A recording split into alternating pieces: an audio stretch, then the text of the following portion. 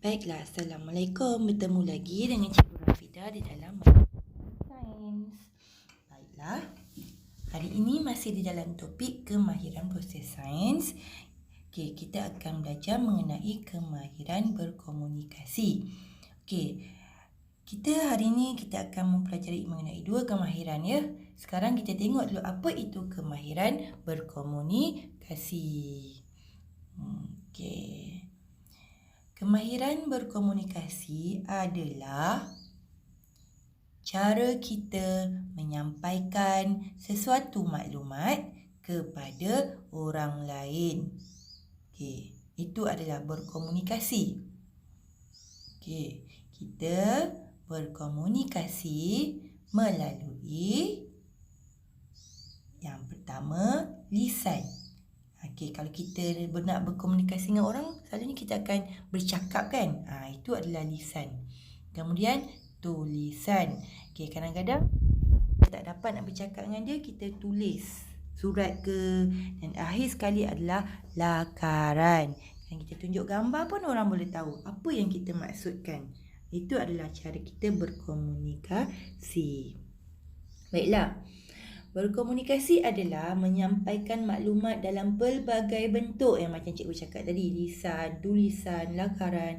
Mencatat dan membacakan maklumat adalah antara bentuk komunikasi. Okey, seterusnya. Apa itu komunikasi pula? Kemahiran berkomunikasi juga boleh dilakukan dalam bentuk yang pertama, gambar. Nanti cikgu akan terangkan macam mana, apa yang dimaksudkan dengan gambar. Yang kedua, carta. Yang ketiga, graf. Dan yang terakhir sekali adalah model.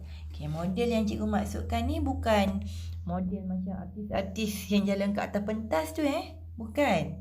Okey, jangan silap. Nanti cikgu akan terangkan apa yang dimaksudkan model tadi. Okey, gambar tadi cikgu terangkan dulu macam mana yang dimaksudkan gambar.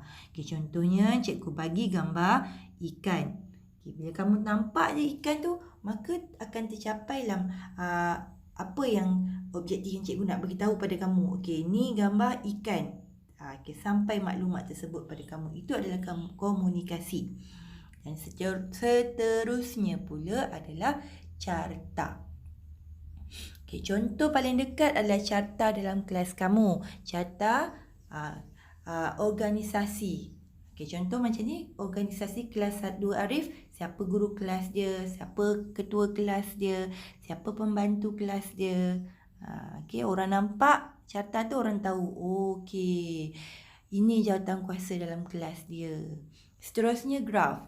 Okay, ini contoh graf bilangan murid lelaki dan perempuan dalam kelas 2 Arif. Warna merah tu lelaki, yang hijau tu perempuan. Okey, kita nampak je carta tu, kita tahu. Itu cara kita berkomunikasi. Dan yang terakhir sekali adalah model. Model yang cikgu cakap tu bukan artis yang jalan-jalan atas pentas tu. Okey, model contohnya cikgu bagi replika. Replika tu anak patung singa. Kemudian cikgu suruh kamu lukis. Okey, patung singa itulah model. Kamu lukis gambar singa berdasarkan model yang cikgu beri. Okey, kemudian ini adalah aktiviti dalam kelas.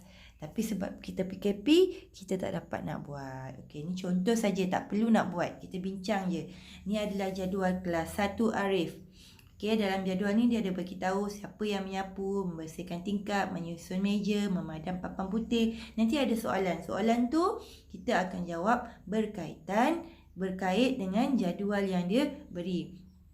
Okey, tengok hari Isnin yang menyapu Ismail Ramla, membersihkan tingkap Rizal, menyusun meja Devon dan Mazlan, memadam papan putih siapa pula?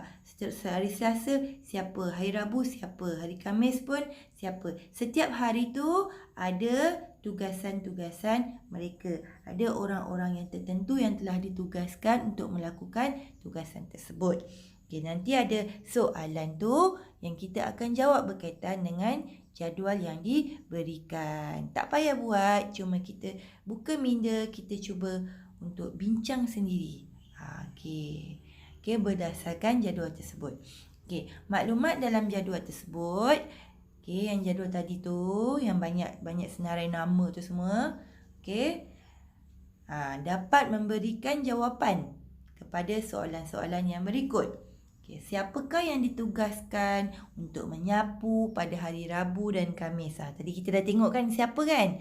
Okey, seterusnya, berapakah bilangan murid yang ditugaskan untuk menyusun meja dalam seminggu? Seminggu tu maknanya daripada hari Ahad, Isnin, Selasa, Rabu dan Khamis.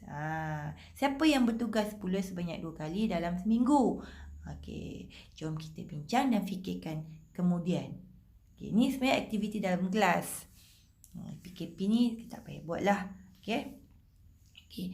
Kemahiran seterusnya adalah kemahiran manipulatif. Apa itu kemahiran manipulatif ya? Ini penting. Kemahiran manipulatif ni kita amalkan apabila kita nak masuk bilik sains sebenarnya. Tapi sebab PKP, pembelajaran dari rumah, jadi kita tak dapatlah nak mengamalkan kemahiran manipulatif ni. Okey. Sebab selalunya bila kita masuk bilik sains saja, kita akan lakukan kemahiran yang terakhir ini. Okey, apa yang dimaksudkan dengan kemahiran manipulatif ya? Okey, tengok ya murid-murid. Okey. Kemahiran manipulatif adalah kemahiran menggunakan dan mengendalikan peralatan dan bahan sains dengan betul ketika menjalankan penyiasatan sains. Sebab tu cikgu cakap, kemahiran manipulatif ni selalunya kita amalkan ketika di dalam bilik sains ataupun makmal sains. Okey, ada kemahiran yang perlu kita terapkan di dalam bilik sains. Bukan masuk je bilik sains ni. Nanti kita akan belajar tentang peraturan bilik sains. Mari kita perhatikan kemahiran bilik sains. Pertama, menggunakan dan mengendalikan peralatan dan bahan sains dengan betul dan cermat. Bahan sains dalam bilik sains ni tak boleh buat suka-suka je. Kita kena gunakan dengan betul dan cermat. Contohnya menggunakan air macam gambar tu. Cermat, jangan tumpah-tumpah. Air kan asid ke apa, tapi macam bayar kamu ni tak adalah kita gunakan uji kaji menggunakan bahan asid. Walau bagaimana pun kita kena buat dengan cara yang cermat. Okey? Supaya tak tumpah. Kemudian mengendalikan spesimen dengan betul dan cermat. Nampak tadi tu. Tu gambar siput. Spesimen ni adalah benda hidup. Okey. Contohnya macam tadi tu siput tadi kan.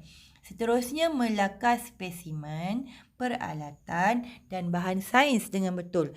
Kadang cikgu akan suruh kamu lukis gambar. Okey, macam ni contoh kat sini gambar bunga raya dengan bika. Kamu kena lukis gambar tu berdasarkan model yang cikgu bagi.